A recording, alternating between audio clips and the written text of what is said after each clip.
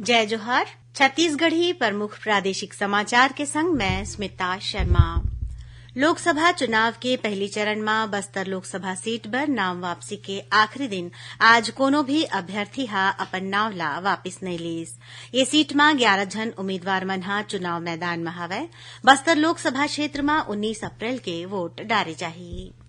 उहे महासमुंद, कांकेर और राजनांदगांव लोकसभा क्षेत्र में दूसर चरण में नामांकन दाखिल करे के प्रक्रिया चलत है।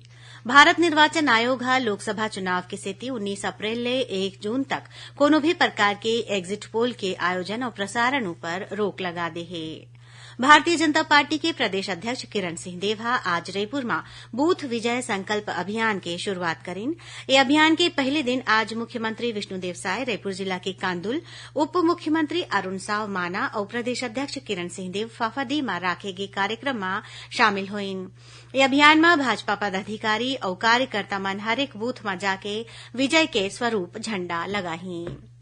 कांग्रेस हा लोकसभा चुनाव के पहली चरण में छत्तीसगढ़ पर 40 जन स्टार प्रचारक की सूची जारी कर दी है। एमा पार्टी के राष्ट्रीय अध्यक्ष मल्लिकार्जुन खड़गे, पूर्व राष्ट्रीय अध्यक्ष सोनिया गांधी और राहुल गांधी, छत्तीसगढ़ के पूर्व मुख्यमंत्री भूपेश बघेल, पूर्व उप मुख्यमंत्री टीएस सिंहदेव समेत अन्य के नाम शामिल है। भारतीय जनता पार्टी के प्रदेश अध्यक्ष किरण सिंहदेव लोकसभा चुनाव पर समन्वयक और सह समन्वयक मन के नियुक्ति करे है। सांसद सुनील सोनी ला रायपुर लोकसभा के समन्वयक बनाए गए हवे। बस्तर जिला के रतेंगा गांव तीर केंद्रीय रिजर्व पुलिस बल सीआरपीएफ के वाहन दुर्घटनाग्रस्त हो गए है। ये हादसा में 11 जन जवान मन के घायल होए के खबर है। और मौसम विभाग अवैया 24 घंटा के दौरान प्रदेश में एक दो जगह में हल्का वर्षा होए के और गरज चमक के संग छींटा पड़े के संभावना जताए है। तो ये रही सभी तक के प्रमुख प्रादेशिक समाचार।